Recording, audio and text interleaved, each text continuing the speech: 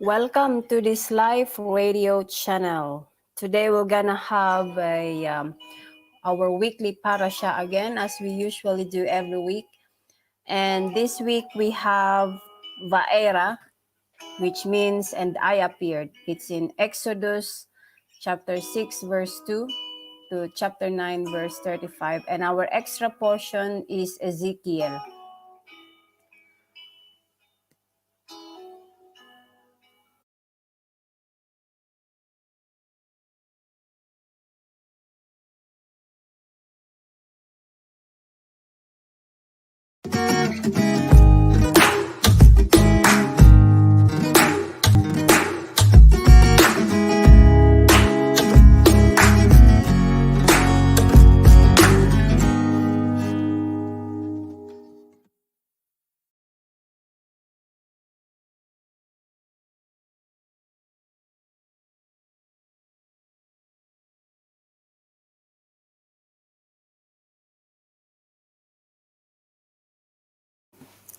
Okay, so we're gonna start the reading.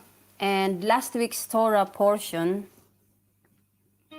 was Shemot, and it was told how Moses and Aaron were commissioned to go before Pharaoh and deliver the message, or Shelach et Ami, let my people go. That's what he said, Shelach et Ami, that they may hold a feast to God in the desert. That's in Exodus chapter 5 verse 1. Not only did Pharaoh dismiss the request, but he imposed even harsher decrees against the Israelites and caused them to suffer miserably. Moses then appealed to the Lord, who reassured him that Pharaoh would eventually relent because the greater might of God's power would deliver his people. In this week's portion, Ba'era, the Lord told Moses that he was now going to fulfill his promise to Abraham, Isaac, and Jacob by giving the Israelites the land of Canaan, and that he had heard the groaning of the people.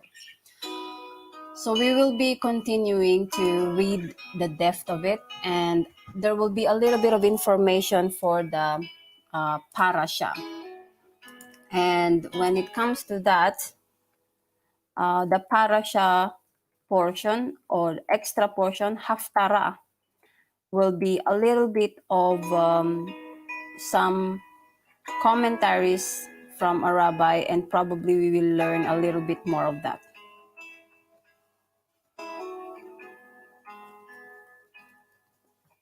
We will be having some Haftarah insights a little bit later.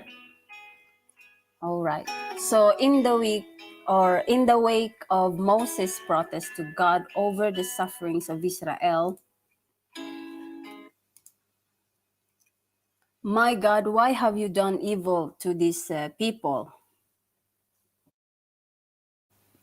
God assures the newly appointed leader that the redemption is near. "I revealed myself," Va'era. That's the meaning of this portion. So it opens to the word that God speaks, that Va'era, that he appeared, okay, to Abraham, to Isaac, and to Jacob. "And I shall fulfill my covenant with them." He's invoking as well for expression of redemption. First, he says that he revealed himself, and then he shall fulfill his covenant, right? And that they are, he says here, "I will bring you out from under the hardship of Egypt." There are four things to consider in this text. It says, "I will bring you out from under the hardship of Egypt, and I will save you from their bondage. I will redeem you with an outstretched arm, and with great judgments I will take you to myself as a nation." So in this four context, we can see that he will bring out from hardships from Egypt. It means that he will do everything he can, and that is God. He will do everything he can to make sure that they will that there will come an ease from their hardship, or they will they will leave this kinds of hard life and from the slavery, and then I will save them from bondage. That what he said. Here you can see that not only he will lift up the burden from them, but he will remove the bondage of slavery from them, and then he will redeem with an outstretched arm. This also means that in at all cost he will deal with his people, he will save them, and I will take you to myself. And after that, he will restore them and he will help them to be healed as a nation, and he will be the God. So Moses relays God's words to the children of Israel, but they did not listen to Moses because of their anguish of spirit and cruel bondage, which prompts Moses to say to God, "Behold, the children of Israel have not listened to me. How then will Pharaoh listens to me?" This concludes also that it relates even to our lives, that when we suffer a lot in life, we mostly think that, or we mostly lost or lose our focus. We only think mostly of what's happening in our situation. We mostly tend to the emotions and to the feelings and to the circumstances that surrounds us. We forget most of the time the the possibility of life that God can gives us after we will overcome the circumstances. And because of their anguish and cruel bondage, they are so much focused on the busyness of their lives that they have to fulfill the demand of the Pharaoh.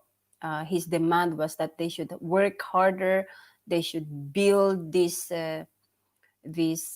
things according to the limits, and that they should fulfill everything that he says.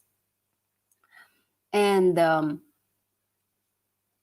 it says here as well that when we go back to the four expressions of redemption, is the first is I will bring you out, our physical removal from the geographical boundaries of Egypt. So when it comes to the boundaries of Egypt, you can say that there are characteristics that we should learn to change from our inside, from our soul, right? And I will save. This is the delivery from Egyptian hegemony, or the superpower that enslaves and oppresses many nations and people outside its borders. So this is slavery are the ones as well that makes us bond to these kinds of difficulties. So for example, the physical removal is that if my easy example is, for example, when you are a drunkard, before you become a drunkard, you probably had tasted a little bit of alcohol, and then eventually you started to liken it, and it became your boundary. All right, it became your bondage, and it is not easy to remove this bondage if there are no solution for you to to change as well, and if there is no one willing to deal with you, right? So it takes two to deal with these kinds of things.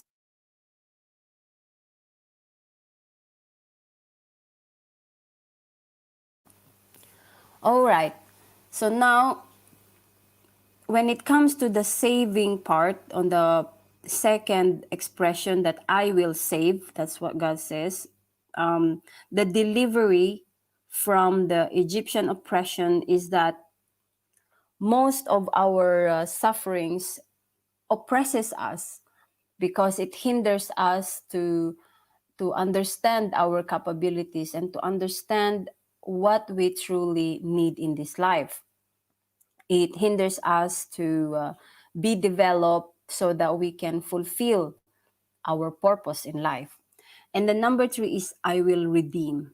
And when it comes to the redeem, so it's the elimination of any future possibility of enslavement by the great judgment inflicted upon the Egyptians.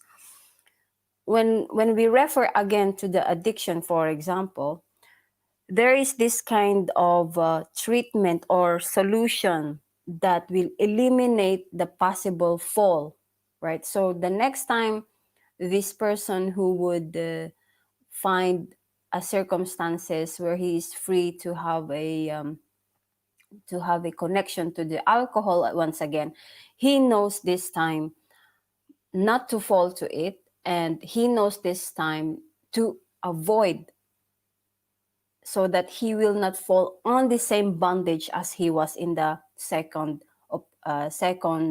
expression.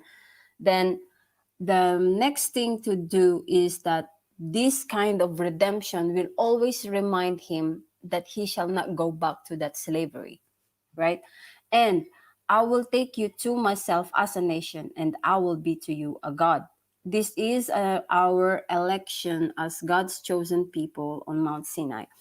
So this is the differences, that once you are a changed person, once you have eliminated all of the things that enslaved you for many years and that have given you bitter and sour experiences in life, it should have taught you change, and it should have given you a much more wider understanding and a separation from that kind of world, which means that in your life there should be seen a change. There should be an open or a wide, how do you say, result. There is a wide result, that you are different from these kinds of people, and that you are showing them a good example because you are a child of God.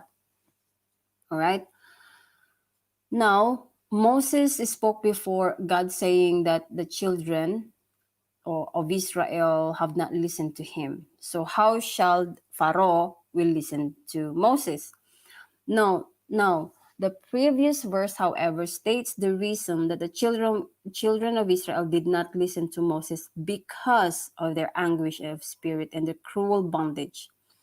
Why then did Moses deduce from this that Pharaoh would not obey him?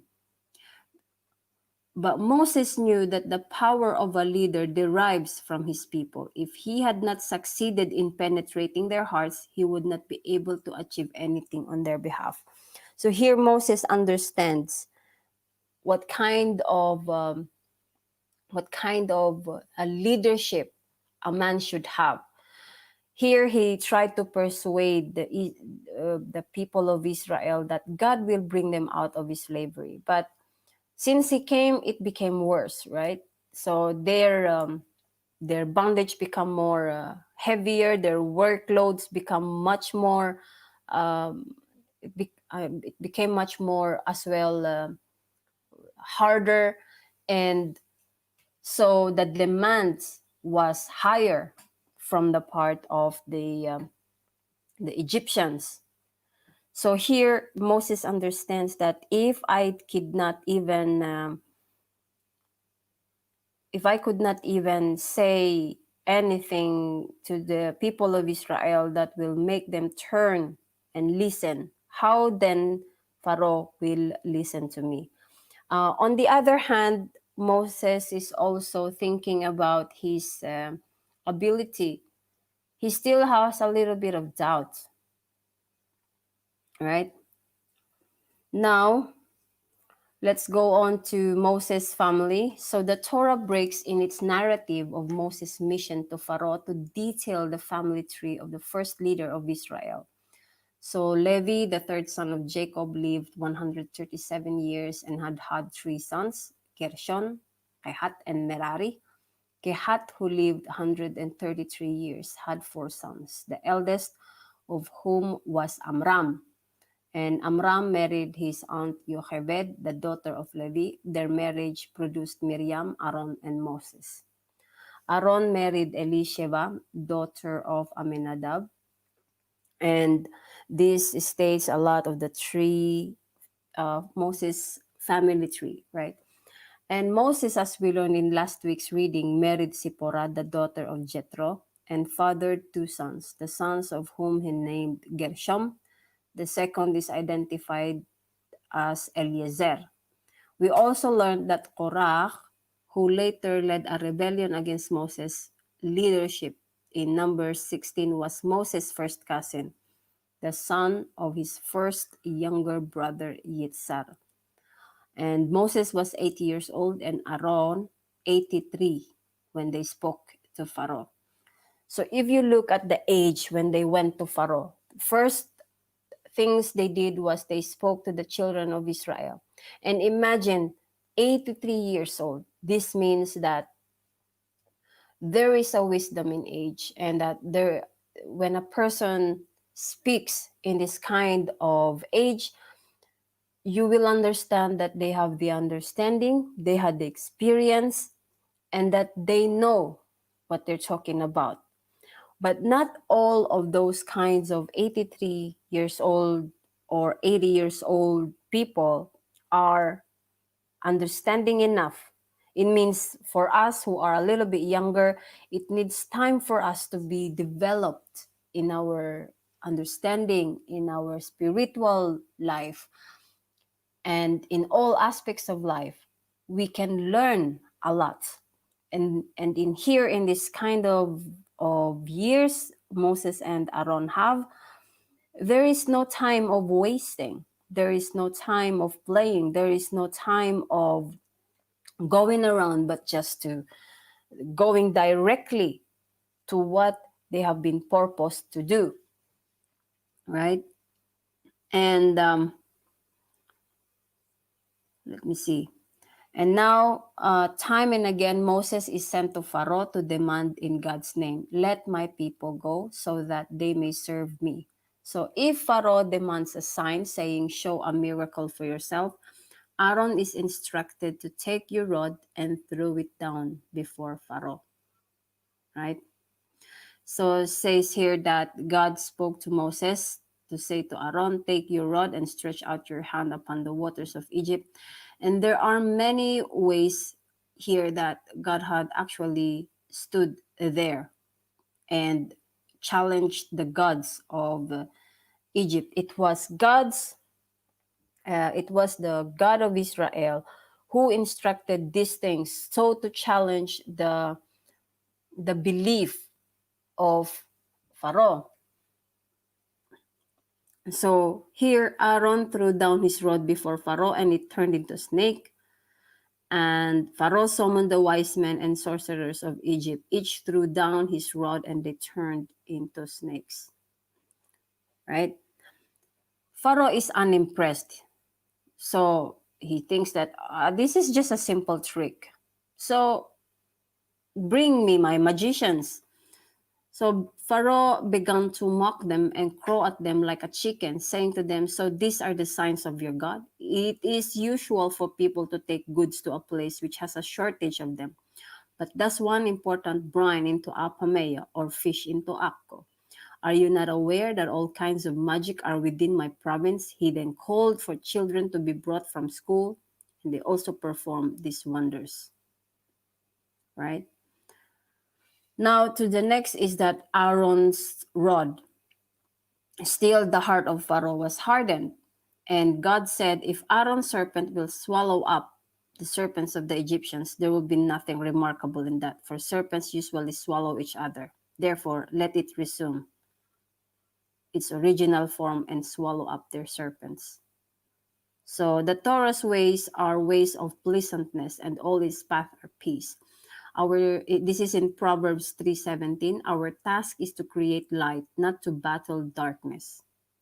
Nevertheless, there are times when we are forced to resort to battle, when we must vanquish those who seek to vanquish us. Thus, Moses, the gentle shepherd of Israel, and Aaron, the ultimate man of peace, find themselves in the role of judge and chastiser of Pharaoh, crushing the might of Egypt and obliterating its icons and myth. Therein lies the lesson to be derived from the fact that Aaron's rod swallowed the serpents of the Egyptian after it had reverted back to its original form, rather than as a serpent itself. For even when he wages war, a Jew or a Jewish is not a warrior. Even when he consumes the serpents of the enemy, he is not a serpent himself, spewing poison and hate. His instrument of vengeance is as devoid of vengeful feeling as a petrified rod, as cold to the rage of war as a lifeless stick. Now, God spoke to Moses and said to Aaron, take your rod and stretch out your hand. Right. So after this rod, the plagues had started to begin. Now God instructs Moses to confront Pharaoh on the bank of the Nile, where the king is to be found in the morning. Right. So the first three plagues, blood, frogs, and lice, were brought on by Aaron. For God said to Moses, the waters which protected you when you were cast into the river, and the soil which protected you when you buried the Egyptian, it is not fitting that they should be afflicted by your hand. Therefore, I shall afflict them through Aaron. Right? In vessels of wood and in vessels of stone. So this commentary is from Mishnat Rabbi Eliezer. And now you can see how Aaron strikes the river, and then comes all of this blood, frogs, and lice. But when Pharaoh saw that there was a respite, he hardened his heart and did not listen to them, as God had said. So when you read this portion, from the start about the frogs, God had already said he will not listen. So God already knew what kind of heart the Pharaoh has. And then lice, hordes, and pestilence had come, right? But what did happen? The Pharaoh started to trick. He says here, Pharaoh says, I'll let you go, just don't go too far. Please pray for me. So Moses says that I will pray to God to remove the hordes. But let not Pharaoh deal deceitfully anymore, right? So he was dealing deceitfully already here, right? But still, he hardens his heart, right? Pharaoh sends to see if the cattle belonging to the Israelites have met a similar fate, right? And leans not a single one of their animals was afflicted. Pharaoh could actually see the difference between his people and the Israelite, and none of the living things within the Israelite had been afflicted, and only his. So still he hardens his heart. And then comes the boils and hail, right? Comes the boils and hail.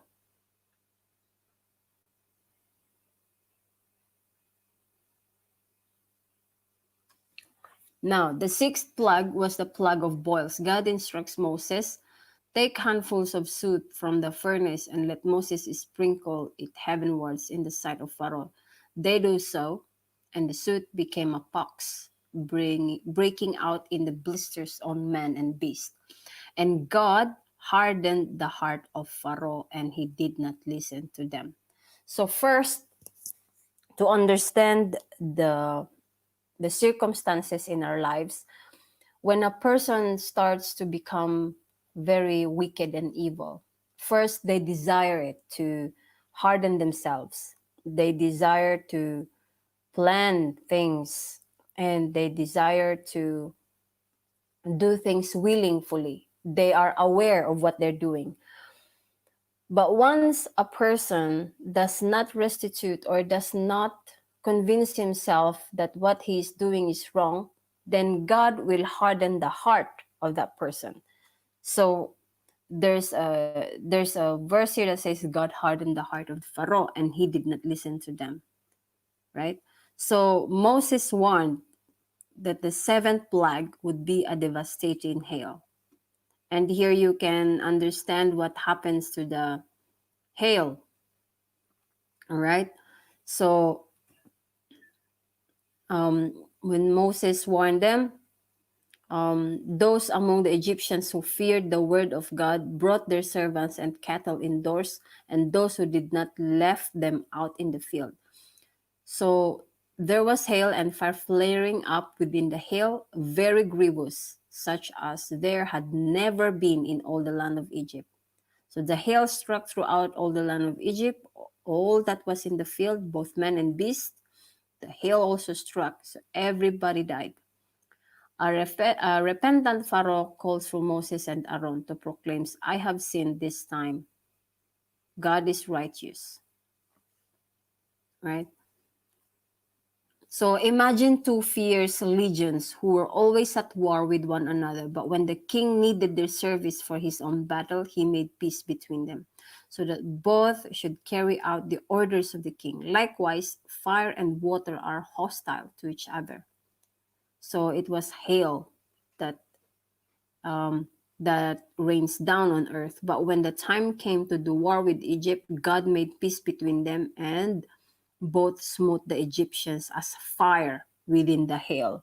So we understand that fire and water doesn't always work together, but within fire within the hail, this was the tool that God used to struck Egyptians because the Pharaoh didn't listen, right? Now, Pharaoh is asking that Moses should entreat God that there'd be no more mighty thunderings and hail, and I will let you go. Moses went away from Pharaoh out of the city and spread out his hands. The thunders and hail ceased, and the rain was no longer poured upon the earth.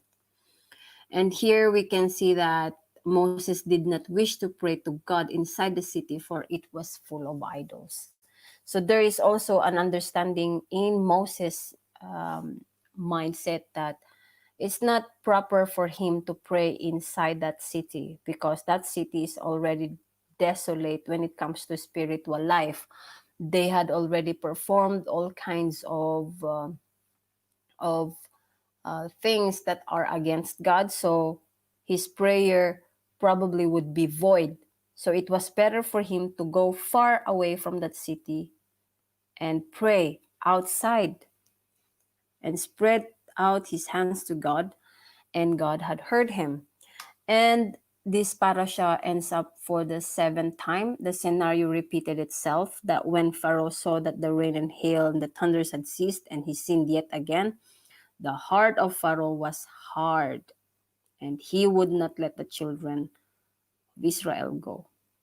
And here it ends that the hailstone which were on the way down when Moses prayed were suspended in midair and did not reach the earth. When did they descend? In the days of Joshua, they descended upon the Amorites, as it is written in Joshua 10. It came to pass as they fled before Israel that God cast down great stones.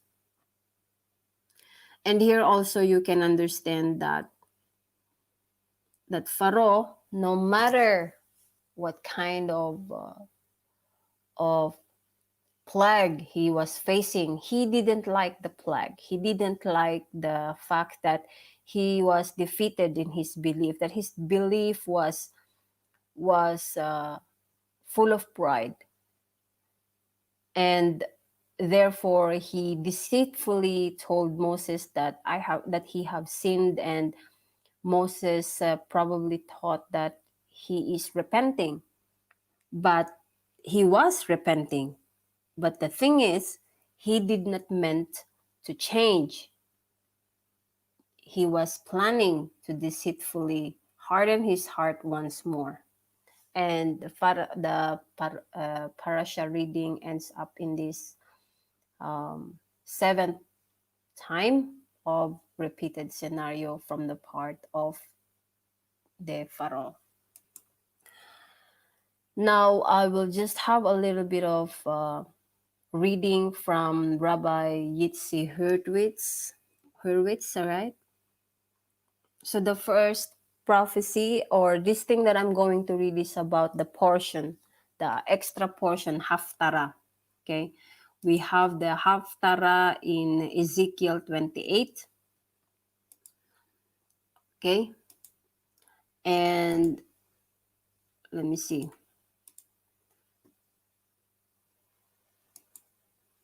So the Haftarah for Eira has two prophecies from our prophet Ezekiel, right? Plus two verses from a previous prophecy. So the first prophecy is about the destruction of Egypt. God says that he will lay waste to Egypt. It will be uninhabited for 40 years, and then they will return, but Egypt will never be a superpower again. So God gives a reason for its downfall. Egypt had kept their word and come to Israel's aid when they needed it most. They were a prop of reeds, meaning that when Israel was being attacked by Sennacherib and later Nebuchadnezzar and needed to lean on Egypt, it folded as a prop made of weak reeds and did not come to Israel's aid. But then, a few verses later, he gives what seems to be a totally different reason. Pharaoh's arrogance and denial of God's providence, saying, "The river is mine and I made it." The prophecy of destruction of Egypt fits with the message of this parasha, which tells of the devastating plagues that God brought on Egypt. It was even for similar reasons. First, for the suffering they wrought on the Jewish people, and second, that Pharaoh be humbled from arrogance and denial of God, as he said, "Who is God that I should listen to his voice?" This attitude was common by all the Egyptians of his time, and we see from the reason God gave Moses for bringing the plagues, and Egypt will know that I am God. So what connection is there between denial of God because of arrogance and treating the believers people badly? What is the relevance to that? The question itself is the answer. When a person is arrogant, his ego is so great that there is no room for God, let alone another person, so he treats others badly. The second prophecy in the Haftarah, or in the portion, is about Nebuchadnezzar. Another name for Nebuchadnezzar. God says that he will give Egypt into the hands of Nebuchadnezzar and that his army will enjoy the spoils as a reward for capturing the city of Sur, or Tyre. They put so much effort into the siege of Tyre or Sur, but aside for its capture, the soldiers came away with nothing. All this because the action which he carried out was what God wanted to be done. So the extra portion is meant to resemble the parasha and bring out its theme. So the first prophecy about the destruction of Egypt fits in nicely as explained earlier. Right? Now, if we take a closer look at our parasha, it becomes clear the parasha opens with Moses' complaint to God. Moses had done what God asked him to do. He went to Pharaoh and asked him to allow the Jewish people to go and serve God. And ever since then, the servitude or the slavery only got worse. So he asked God, "Why did you make things worse for this nation?" And God answers, "I also heard the groaning of the children of Israel, that the Egyptians are enslaving them." So here comes the four expressions that I will save you, I will redeem you, I will take you, and I will bring you out of the land. How does this answer the question? So why didn't God save them then? He already heard their groaning. And before Pharaoh made things worse, we must conclude that the harsh slavery was somehow necessary and that it needed to get even worse before God could save them. And there should be a possibly reason for this. So the purpose of our descent to Egypt was for us to receive the Torah, for us to receive the instructions of God. In order for the instructions of God to come down into the physical world, two things had to happen. So I'll repeat it again. The purpose of our descent to Egypt was for us to receive the instructions of God. In order for the instructions of God to come down into physical world, two things had to happen. First, we needed to become fitting vessels to receive the Torah. We have to be fit, we have to be ready. There should be experience, there should be understanding, because you cannot receive a tool without knowing how to use it. So the main idea of the Torah or the instructions of God is to do God's will. And to do that, our will had to be nullified. Our own will that was done through the slavery in Egypt. This last blow, making it even harder for them, completed the process. Now we were ready. So in slavery, there are two things that happens to a person. Either you become formed by hatred, or it's either you learn from the obedience and you learn how to become strong through the slavery. Some people would probably become strong because they use their power in a different way. And then once they are free from that, their hearts are hardened, and some of them turns out to be enslaving others or nullifying others or probably belittling others. But there are some who had suffered so much in life who become wise and understanding towards others' sufferings as well. They become compassionate and they become passionate as well. And with this regards to God's will, these are the persons actually that becomes a vessel fitting to do God's work. Right. So once a person learns this kind of development, then it means that they are ready. They are ready to lead other people, because if a person comes from the slavery and they do not had the understanding of their slavery, they carried out hatred and they carried out anguish and a lot of jealousy and a lot of complaint, then they will not know how to lead others into peace. They will not understand how to become a leader. Instead, they will bring destruction to others. And with which I meant that the other who develop themselves a little bit more differently and used it as a tool to become compassionate and passionate, to become understanding, to become fair, and to become to have the empathy to understand others' suffering, will as well become a good leader. And in that, I could say that once a person suffered, they will know when it is time to be hard in decisions and when it is time to be soft in their compassions. Second, just as it was necessary for the Hebrew people to be prepared for receiving the Torah, so did the world need to be prepared. Since Egypt was the supreme power that ruled in those era, it needed to recognize God as mentioned above. The Egyptian attitude was one of arrogance and denial of God. So this attitude needed to be broken for the instructions of God to be given, because the Torah is about subjugating our will to God's will. It doesn't mean that we have to deny our will, but to subjugate it, to give it to God instead. Therefore, God sent the plagues to break Egypt, and it worked. As Pharaoh said at the end of the parasha, God is the righteous one, and me and my nation are the wicked ones.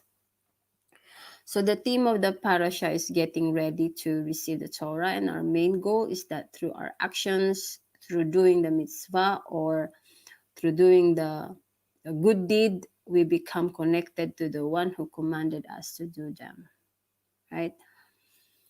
So you may be wondering that Tyre or Sur was a port city on the Mediterranean, and it was also along the road to Egypt. And Nebuchadnezzar wanted to capture Tyre for his own selfish reason. He wanted to rule the world. And Sur or Tyre was a strategic asset. Indeed, the prophet says that he was being given Egypt merely for the action which he carried out, which implies that it was just something he did, not that he did it for God. So why is he being rewarded? It's a lesson for us here that the most important thing in this action is to do what God wants. Even when the intentions are not perfect, the reward is deserved. So this is in line with the Baal Shem Tov's teaching. Baal Shem Tov is the Rabbi Israel ben Eliezer of 1698 to 1760, founder of Hasidism, that we should love every Jew, even those who are at the ends of the earth, or we should love every believer whom we have never seen, because every person has done many good deeds, as our sages tells us. They are full of commandments, like a pomegranate. Every good deed has an effect on the whole world, right? So it turns out that we each receive redemption and salvation from every person. So it doesn't mean that we have to do good things for ourselves, but we do it for the sake of service towards one another, and even those we have never met. Now, may we merit this kind of teaching to God, and may we give him all honor and glory for the interesting topic that we have learned this week. Next week, we will have Bo. It's in Exodus chapter 10 and verse 1 to chapter 13, verse 60.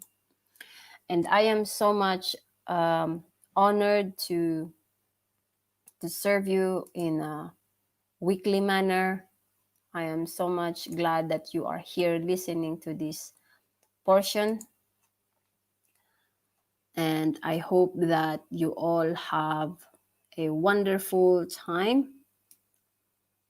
And it's an exciting learning we had this week.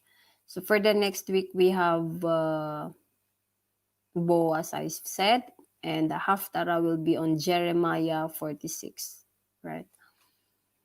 Or okay. So I hope to see you again, and I hope that you have learned something from here, that this also speaks a lot about me and about each and every one of us, that we should take down the arrogance and the denial of God. I know somewhere in our mind, there are moments when we doubt God's presence. And I know that sometimes even circumstances leads us to doubt his presence. Sometimes I know that there probably are experiences that troubles us. But regarding these matters, we should always have the obedience, or the heart to understand that all of this, God will bring us out, and that it doesn't stay so long until God will redeem us and will restore us. And this should teach us a good experience. It should teach us empathy and all of these kinds of characteristics that a person should know, how to love God, how to love his fellow, and also to become obedient.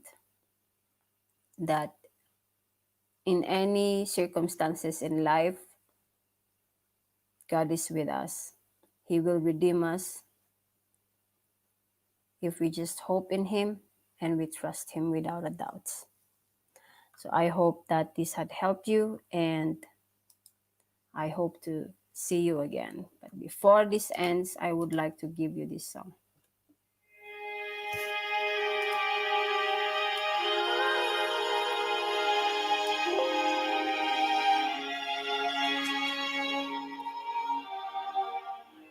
As I lay me down, heaven hear me now. I'm lost without a cause. After giving my all, into storms darken my soul. After all that I've been through, who on earth can I turn to? I look to you. I look to you. After all my strength is gone, in you I can be strong. I look to you. I look to you. And when melodies are gone, in you I hear a song. I look to you.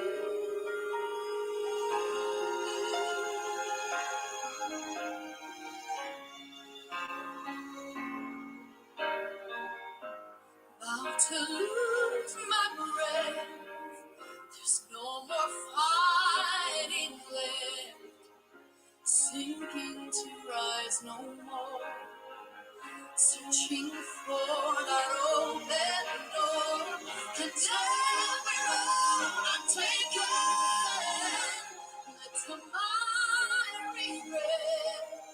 And I don't know if I'm gonna make it. Nothing to do but let my head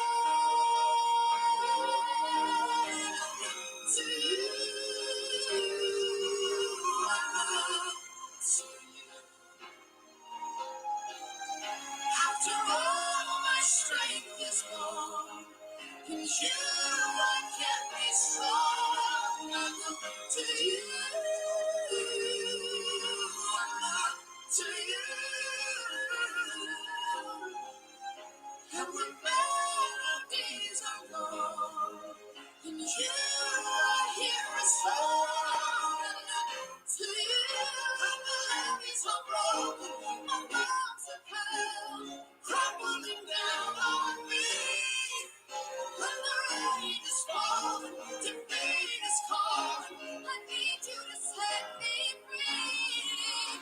Take me far away from the devil. I need you to set me to you.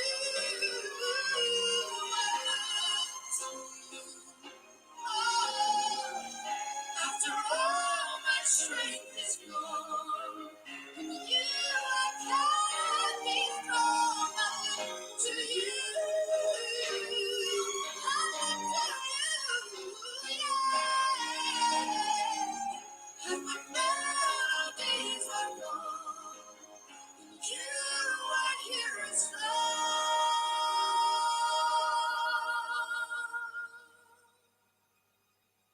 I look to you.